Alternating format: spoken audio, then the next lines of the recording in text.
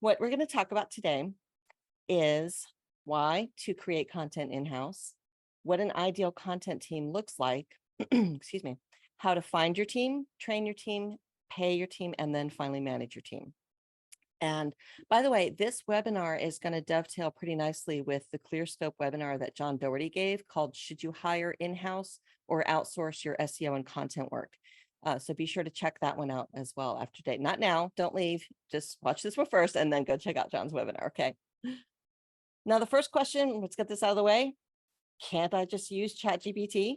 Everybody's talking about ChatGPT right now and how you can use it for everything under the sun, including content creation. I do think it can be helpful for some content creation tasks. I'll come back to that a little bit later.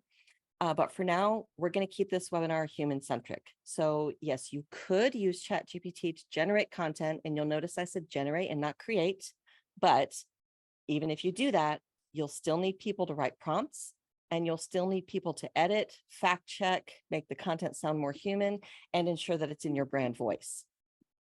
So no getting around the content team. So why should you create content in-house? First reason, it can be less expensive than an agency or a service. You're not paying for an intermediary's overhead or their profit margin. The difference between using an outside content provider or creating content in-house is basically the same as the difference between buying your razors at the grocery store or signing up for a direct-to-consumer service like Dollar Shave Club. By cutting out that intermediary, the manufacturer can charge less, but still make more, and you can pay less and you get more bang for your buck. So even though you spend less and the contractors make more, and a team of contractors will also cost less than a team of employees. So this is how I've been able to save employers literally hundreds of thousands of dollars. In some cases, bringing content creation in-house also entailed reducing the amount of content being created in favor of quality over quantity. It doesn't help to publish, like 80 posts a month if 90% of them are of low quality. So if you take it down to say 20 a month, you can get higher quality and better performance in addition to that reduction in spending. That also frees up your budget for other types of content or for brand campaigns. So instead of 80 blog posts, you could create, say, 20 blog posts, 5 videos, and 2 ebooks. So even if you decided to continue to spend the same amount, you're getting a lot more for your money. But saving money and increasing quality is about a lot more than just cutting out the go-between, as you'll see by the end of this webinar. Now, while you can pay less for content, it doesn't mean you should lowball your writers. So let me be clear, 10 cents a word is not an acceptable pay rate for high quality content. Content is definitely an area where you get what you pay for, and good content should cost money, just like anything else in life you want to be of quality. But we're not talking about just anything here. We're talking about your business. So be prepared to invest in content, which is also investing in your business's success. You'll see I've included a link to a Search Engine Land article there. Excuse me. I highly recommend reading that article. It's by Andrew Holland, and it gets more in depth into about why good content costs serious money. And we are going to talk about a little bit more about paying your team shortly. Okay, so why else did you create content in-house? Because you can hire the team you want. Hiring directly may take you a little bit more time, but you're the one making the hiring decisions based on your needs and your working style, instead of leaving that to an agency owner or someone outside your company. This will also allow you to establish solid working relationships with your contractors, which can lead to better work. You can also assign topics based on experience, expertise, or just affinity. This is one of my favorite things about running a content team.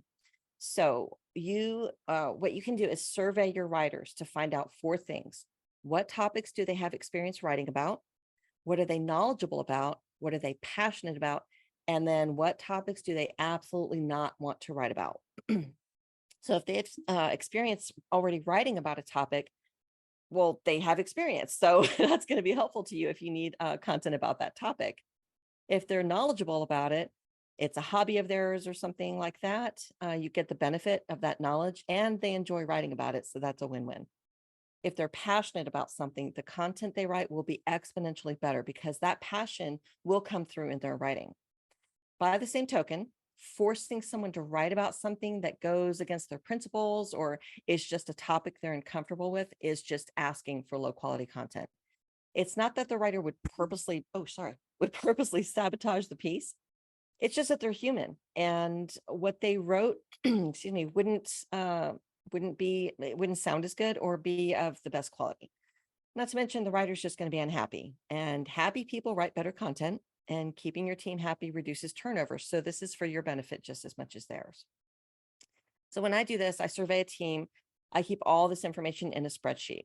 And then if I'm with an agency, when we get a new client, or if I'm in-house, we get a new batch of topics, I can look at that sheet and match them to writers, or survey again if we've got those new topics coming in.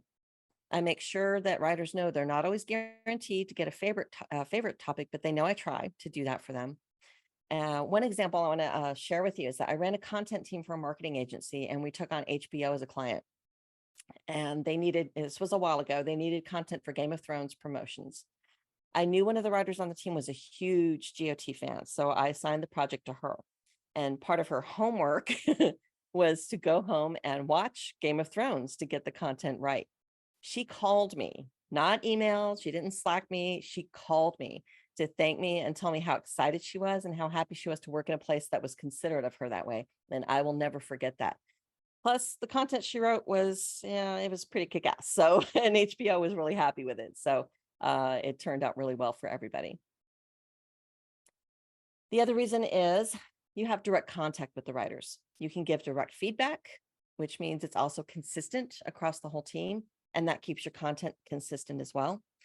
Consistent and regular feedback also means your processes and quality continuously improve, which is going to, over time, lessen the need for that feedback, which is eventually going to save you time. You also have more control over your content. You can devise a production pipeline that fits your desired publication schedule, and you own and control the documents. That second bullet is super important. Never, ever let a freelancer own the documents that contain your content. I'll tell you why. I once had a freelancer try to hold content hostage over a payment dispute. She locked down the Google Docs that she had created and said we could have them back when she got paid what she thought she should be paid. And fortunately for her, after having worked with her for a while, I anticipated that move, and I had already copied all the content into the company's drive. So that didn't work out too well for her. But had I not done that, she would have had the company over a barrel. So don't put yourself in that position. You need to create every document that will hold any of your content, and then give your freelancers access to them. Now, that might sound like a pain, but trust me, it's better than losing content and having to create it over again. To make it a little easier, what I do is create a writing template, and it's super simple. All it is a Google Doc with space for 3 things at the top: word count, title, and meta description.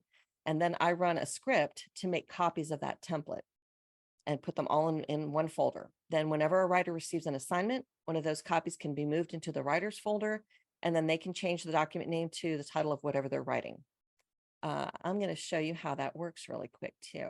So if I can, hopefully this will work. All right, I'm over here now. Here we go. Are you seeing that writing template, Travis?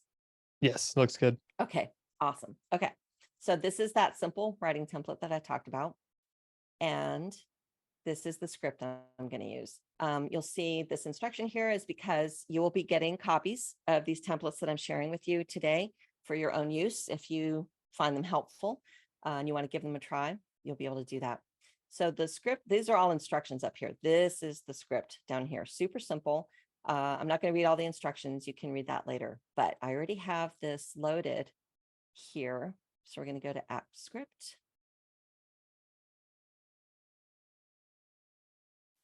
There is the script.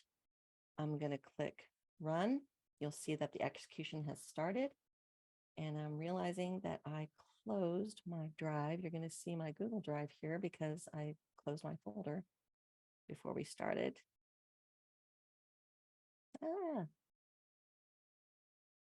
There we go.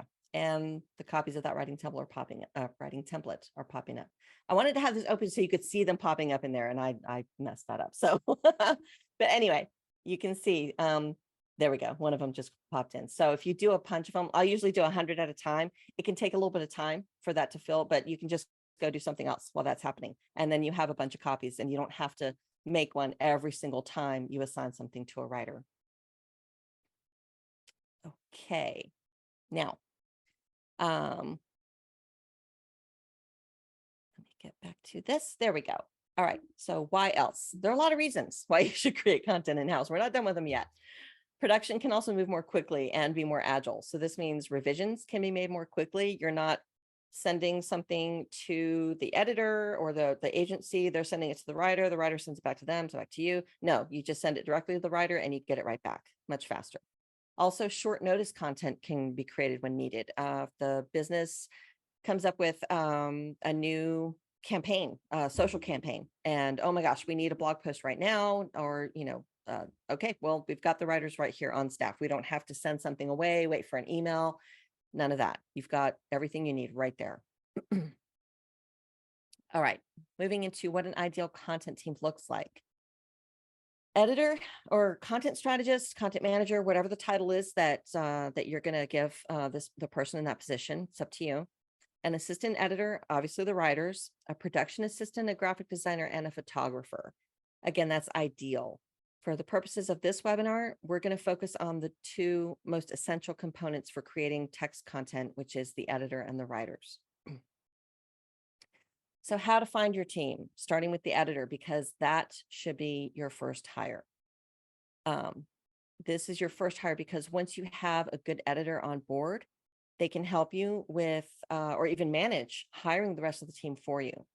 So your editor doesn't necessarily have to be an employee either. They could be a contractor. That's up to you, but it's not impossible. I've done it both ways. I've managed content teams as an employee and as a contractor.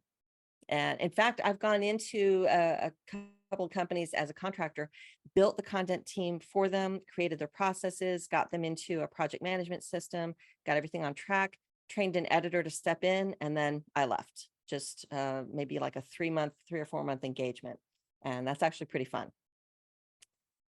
So your editor should have exceptional writing skills, obviously, but well, maybe not obviously to some people, because maybe you're not conflating editing and writing, but the best content editors are also content writers, and that makes them able to give writers actionable feedback. They should also have, of course, excellent editing skills, be able to train and manage a team, be able to manage and build, if necessary, a production pipeline if you don't already have one, be able to manage a budget, and be an advocate for the business and the team. It's the editor's job to keep everyone's best interests in mind. Yes, the business is paying the bills, but without the team, there's no content, and you'll get much better results by treating everyone with respect. So remember that the editor is going to be there for everybody. Now, that's what they should be doing. They must, we're talking about web content here, so they must have a basic understanding of SEO and content best practices. This isn't just any content, it's web content. If it's not optimized and written with search in mind, it's just words on a page. They also need to understand relevance and intent, be able to perform on-page optimization, and be able to perform keyword research. And let me stress, I'm saying this is at a minimum. So when you're interviewing your editor or content strategist, someone to manage your content team, there are 2 questions to ask. How important is domain authority? And what's the optimal keyword density for a page? The answers are domain authority isn't important because it's a made-up metric that no search engine considers, and there's no such thing as keyword density. So there's an interviewing tip for you. Anytime someone mentions keyword density, no, they have to put $1 in the jar for me because there's no such thing. All right, so that's everything that they have to have. They get bonus points if they understand intellectual property and copyright, understand fair use, understand the psychology of content marketing, can track and report on metrics, and they're empathetic. Empathy is, I feel, a highly underrated quality in any employee, and especially in managers. The person managing your content needs to be empathetic toward, and not just toward the team or their clients and coworkers or you, but toward your readers and your customers. That's what's going to help that content really resonate with your audience. Again, I've included a link here to an article that goes more in depth about the psychological insights, into content marketing. And you're going to get all these slides too, if I didn't mention that, or if Travis didn't mention that. So you'll be able to click through to all of these links. Okay, so where do you find this awesome editor that you're going to be looking for? First place, ask your colleagues. Even in the age of ChatGPT, word of mouth and personal recommendations are still the best way to find what you need, anything you need, really. LinkedIn and Twitter, of course. You can search LinkedIn by profession, job title, or hashtag. You can also search Twitter by hashtag, but the advanced search is more effective. And if you've never used that or you're not familiar with it, I've linked it there for you. Facebook groups. Facebook is not what it used to be, but there are still thousands of interest groups, including those for freelance editors and writers. Content conference speakers. Is there a content conference about to happen? Check out that speaker lineup and see if anybody is, any of their bios match up with what you're looking for. Content, SEO, and marketing site guest writers. Look to your industry blogs to find guest posts from content professionals. And then professional associations. EFA is the Editorial Freelancers Association, Editors Association of Canada. There are several others. They usually have job boards and member profiles, and they also often host conferences. Both of the EFA and the Editors Association of Canada host conferences. So that's one of the places that you can look as well. Now, we've talked about what you need from your editor. This is what you need to do for your editor. You need to trust them, support them, provide the budget they need for your content, provide them with the tools they need to create, edit, optimize, manage, and monitor that content. And as I said, remember, they're looking out for you and the content team. All right, so that is the editor. Now let's move on to finding your writers. They should have excellent writing skills, of course, be able to consistently meet deadlines, super important, be able to accept and apply feedback, be able to do thorough research, know how to use search engines, and be communicative and comfortable asking questions or for help when they need it. Now, when I say know how to use search engines, I don't just mean typing in queries the way that most people do, or even the way that we do when we're just looking for something very quickly. I mean, using search operators to narrow and refine results, using the tools to add search parameters such as time period, and performing image searches, all of those kinds of things. Again, there's the shoulds and then there's the musts, because again, this is web content. They must understand relevance and intent as well. They must know how to build internal links, how to optimize that anchor text in those internal links, how to format content with headers, lists, etc. We don't want just a whole big block of text on a page. Nobody wants to read that. And two not to do's. They need to know not to keyword stuff and not to spin articles, or obviously to plagiarize. Unfortunately, I have seen that a couple times in my career. Writers, will copy content, and that's not good for anybody. They get bonus points if they understand the psychology of word choice, know how to use power words, understand fair use, and again, are empathetic, because your writers also need to be empathetic towards your readers and customers, the rest of the team, and to your clients and their coworkers. I've included a link there to a list of 801 power words, super helpful list from John Morrow.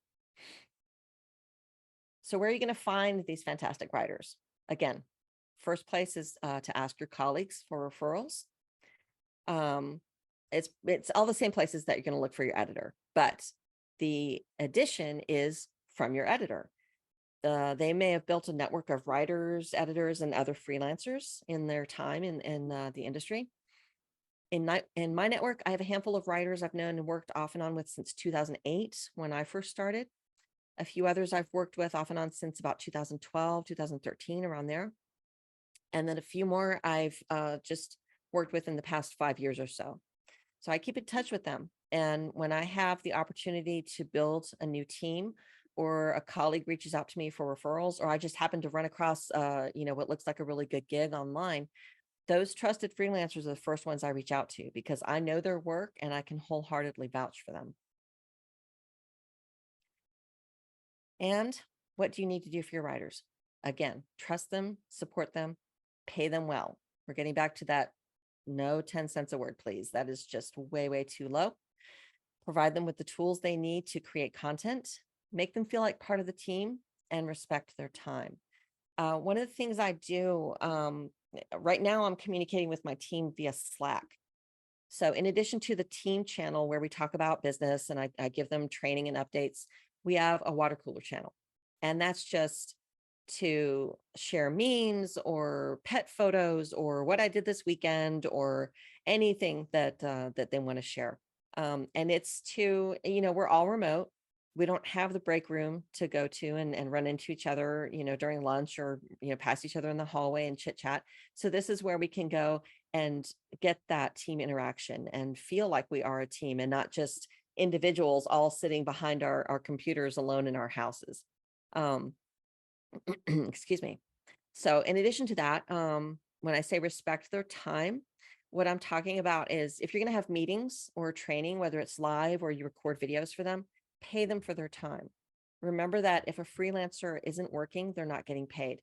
And saying that reminds me that something I meant to mention in the beginning, your team can also be an in-house team can all be employees too. I'm talking about freelancers mostly because that is one of the cost saving measures. And I'm going to talk about that in a little bit too. So, but just let me clarify that real quick because I'm mentioning freelancers a lot. So how are you going to train this team once you have it all assembled? Excuse me. You want to set your team up for success. So create an environment where questions are welcome, create and maintain an in-house style guide, create image guidelines, offer initial training to get them started, and then additional training is needed. Provide them with other helpful resources, for example, Chicago Manual of Style access, if that's the style guide that you're using, and provide constructive feedback on a regular basis. Creating an environment for questions. I always tell my teams, I would much rather you ask questions, even the ones you think are silly, than have to do work over again, because that just wastes everyone's time. This is especially important if you're paying your writers per word. If they have to write 500 words over again because they didn't answer, they didn't ask a question, they're still only getting paid for 500 words. So questions are never a waste of time. That's how we learn and improve. Even if you're using an established style guide like AP or Chicago Manual of Style, you should have an in-house style guide that covers the brand voice, web content specifically, conscious language, any content considerations specific to your vertical or industry, for example, legal or medical fields that may have strict parameters for wording. Image guidelines, things like whether images should be PNG or JPEG. And pro tip should be JPEG for faster page loading. Ideal file size, naming conventions, how to write captions, how to write alt text, everything like that. For training, I always start writers with a live training session with me when they first join the team, and I record it so they can refer back to it if they need to. Then if I need to cover things later that are going to be longer than just a quick message in Slack, say we need to review anchor text optimization, I create videos with Loom. So I only have to do that training once, and then they can watch the video as many times as they need to. The writers I work with get feedback most often right in the Google Docs when I'm editing their work. And when I'm doing that, I always try to include the why with any kinds of corrections. It's not enough to just tell someone this is wrong. Why is it wrong? How can it be fixed? How should it be done instead? This is what helps them learn and avoid those mistakes next time, which again is going to save you time. How to pay your team. Pay them fairly. Pay your editor by the hour. Editing is going to vary depending on the length of a post, the topic, how complex it is, how easy it is. So you want to pay your editor by the hour. I recommend paying your writers per word, though. This saves you money and it levels the playing field for the writers. If you were to pay your writers by the hour, let's say one writer takes an hour to write 1,000 words, but another takes 2 hours to write 1,000 words. You're paying the slower writer double for the same deliverable. Also, the slower writer is making double what the other writer is making for the same deliverable, which that's kind of not fair. So by paying per word, you save money and both the writers make the same amount for those 1,000 words. excuse me. You want to pay an hourly rate for training though. I have writers invoice for the initial training I do with them, and then for time they spend watching any of those training videos that I may create. They only get paid for one viewing though. There's no there's no playing those Loom videos on loop and just invoicing. One viewing only. Also, if you expect them to find or create images for the content that they're creating, you need to pay them for that time.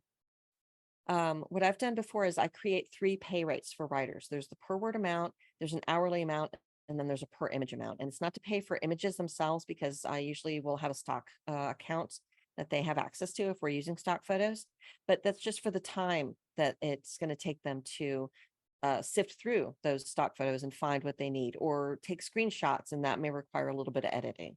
So I just want to make sure that they get paid for their time in addition to the words that they're writing.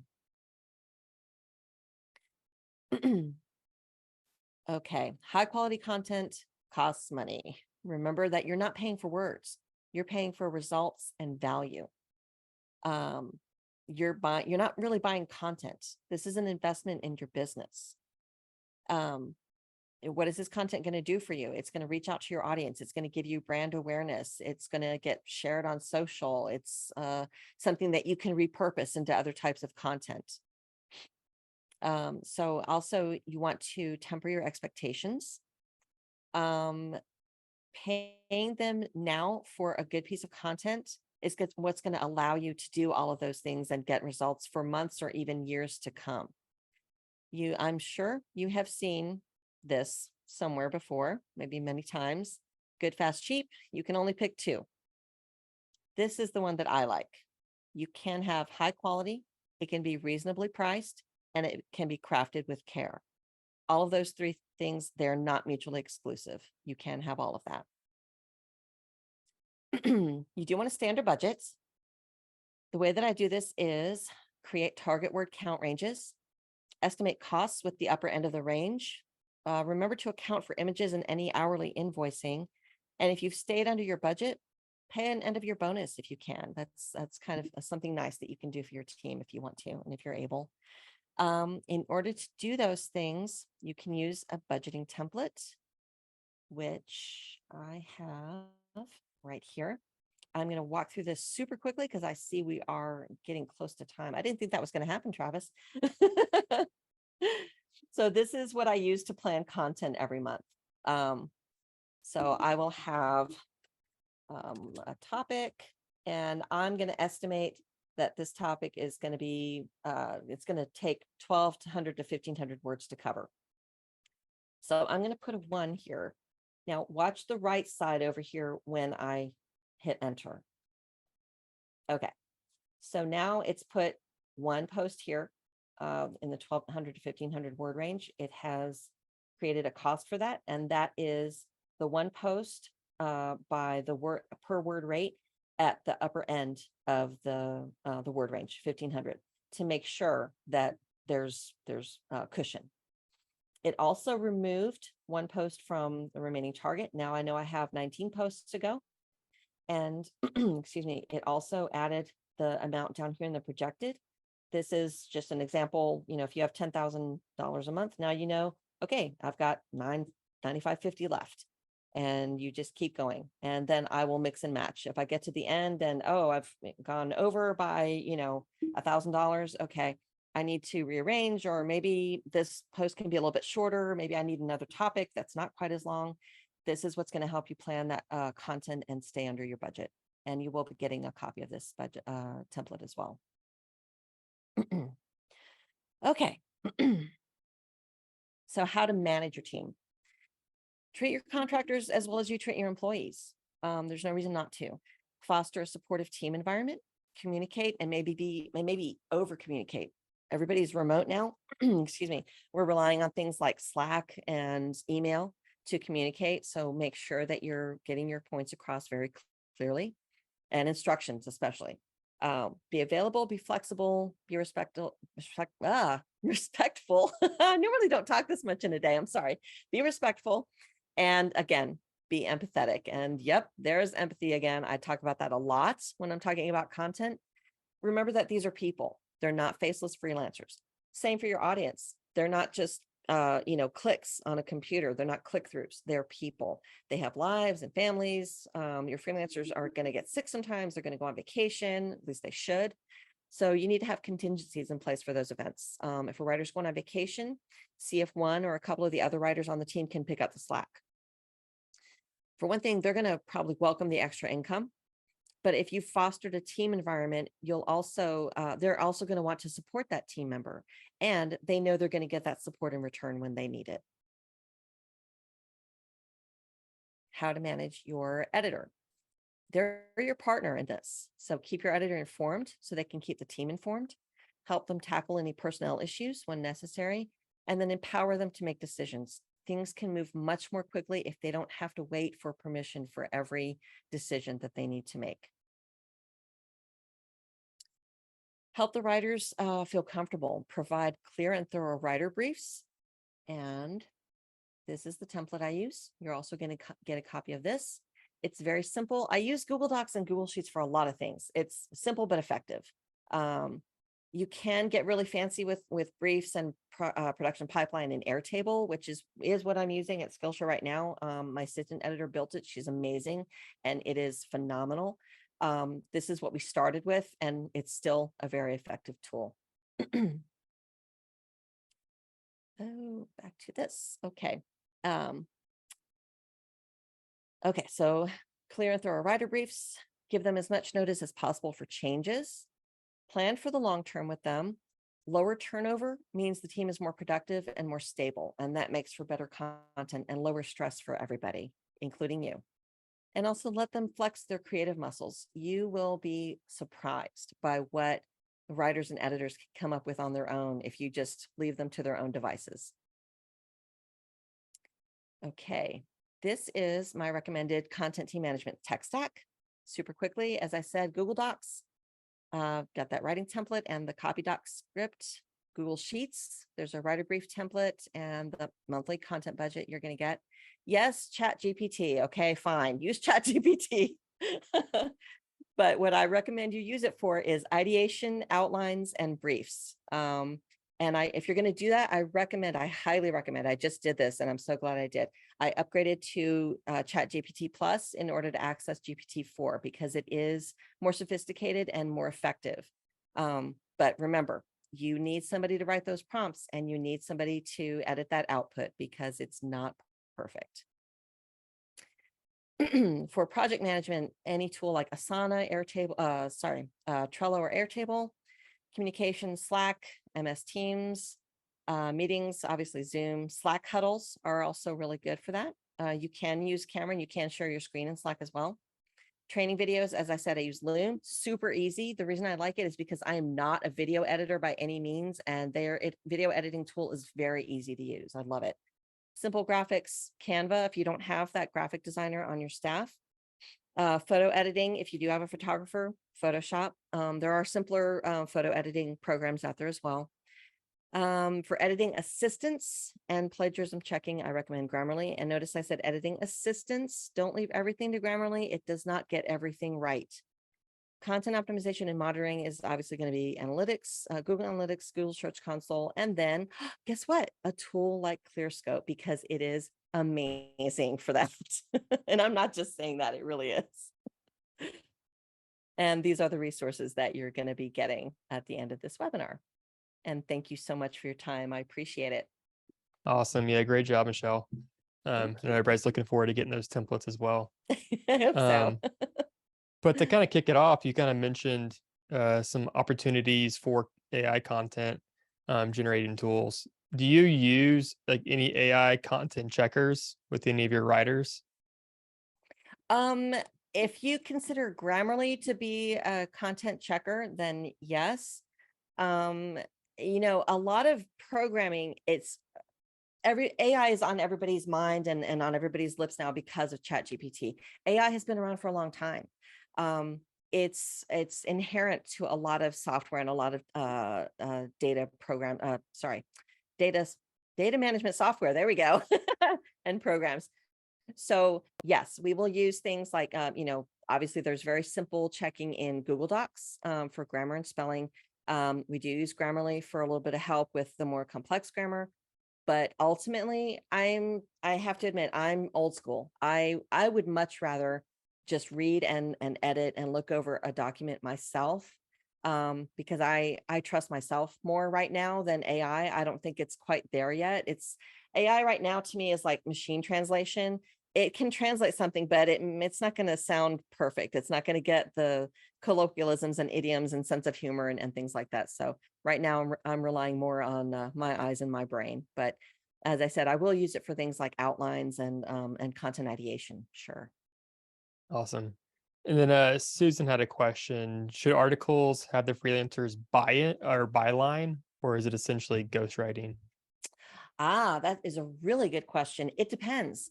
Um, what I do right now for the Skillshare blog is if it's a news post where we're announcing a new feature on Skillshare, excuse me, then the byline is Skillshare because even if one of the writers writes it, it goes to Skillshare.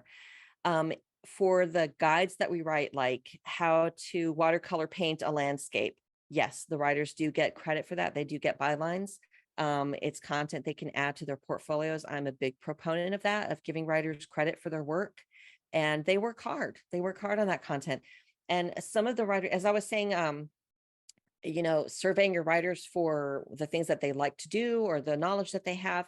One of the writers on my team right now is really into sewing and embroidery, and she gets so excited when we have sewing and embroidery topics that she can write.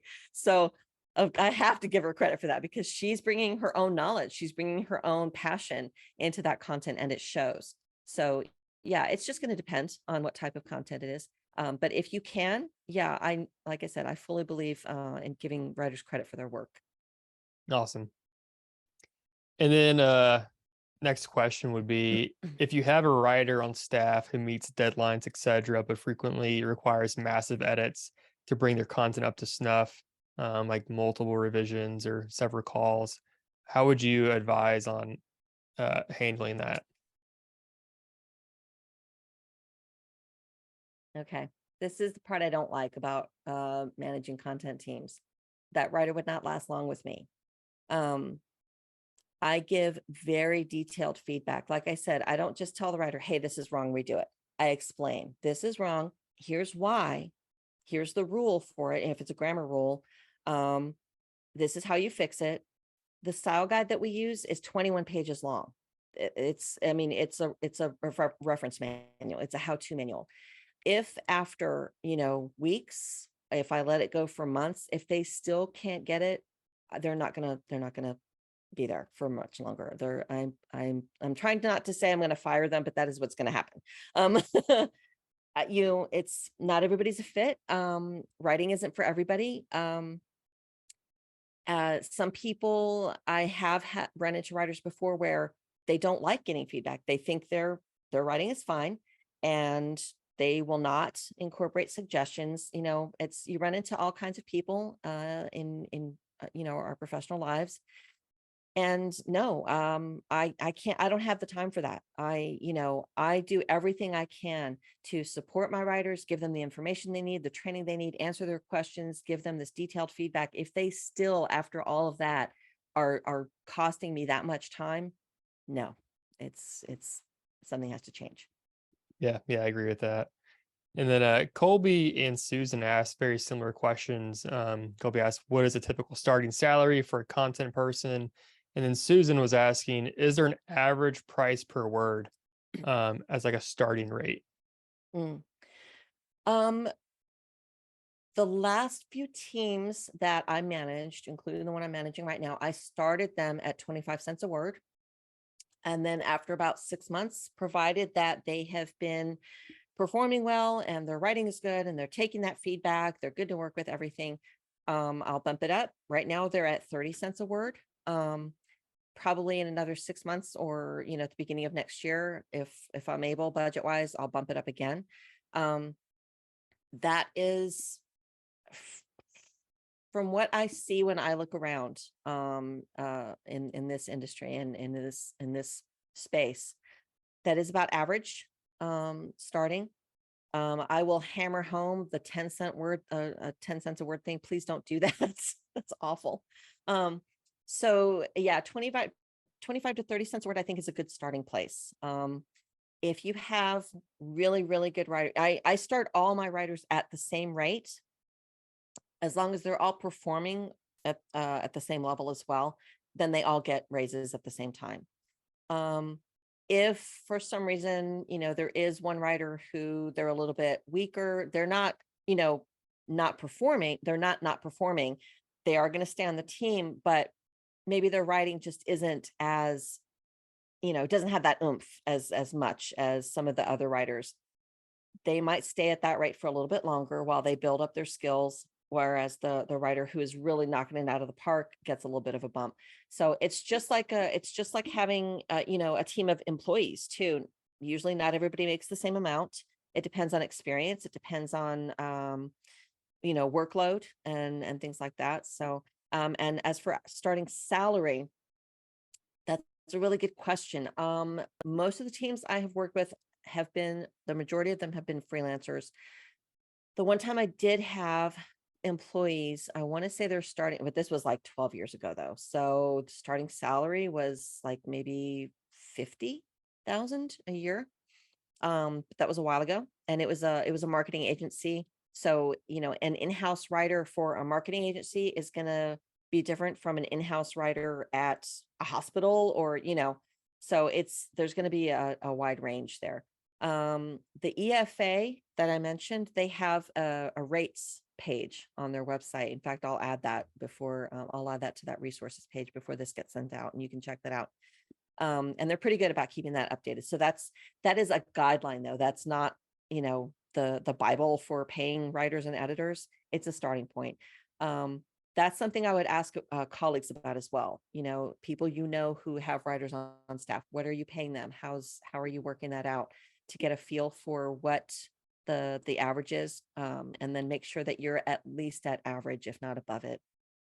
Now, before we wrap this up, don't forget to share, like, and subscribe so you don't miss out on more great content from the industry's best SEOs, content marketers, and content strategists. The ClearScope webinar series happens every week and helps SEO content creators of all skill levels advance their knowledge. Hope to see you. Tune in next time.